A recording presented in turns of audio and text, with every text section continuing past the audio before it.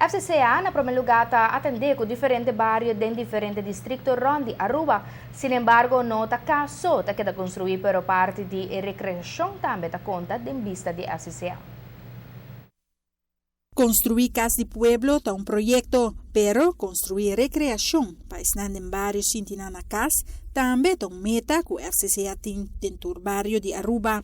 Esa aquí está en meta de proyecto Bo Barrio, de ministro Mike Eyman. En diferentes barrios, último tempo, nós construímos vários de possibilidades de recreação para tanto jovens, muitos chiquitos e gente grande que vive em barrio.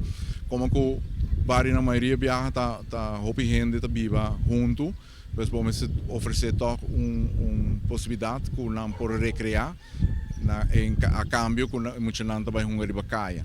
Pois verdade tem acaba nós temos par trabalhar, nós temos Madiki, nós temos Bushiri, proximamente nós vai Curacabai Zuid.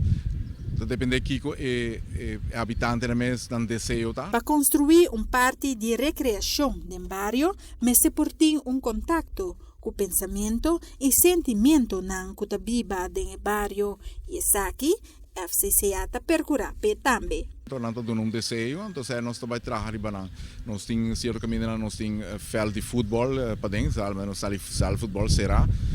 Outro caminho nós temos aparato não para muito não hunga, só depende, só tem barrio não que já não tem muito chiquito, mas estando gente jovem ou gente mais grande, então é para adaptar o projeto na habitante que está viva e dentro. Conjuntamente com o projeto de Bo Barrio de Lantaruba, nós está fazendo isso aqui.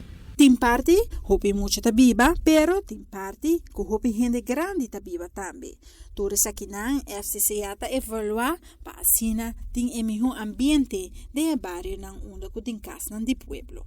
Bota haya nós temos departamento de wonenwijkbeheer ta ideen, conjuntamente com diferentes outras instâncias na hopiana ter reunir af nós temos personal que não está em dienst que FCCA, pero não está vive dentro, então não está nos wonen, que está mira que o tour está suceder dentro, então não está notificar nós, então não está bisa nós o que você que habitante não bisa nós mas assim não está querer que se tem tal coisa, então era não está haya muito não está aglomerar e bacaia assim malo, então era a base se nós está começar a projetar tipo de projeto, né? Então nós está ponendo na uitvoering. Para a TV Canal G5, Amita Farah Bukot.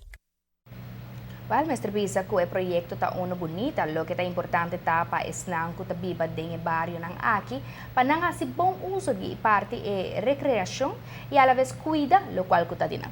Correcto.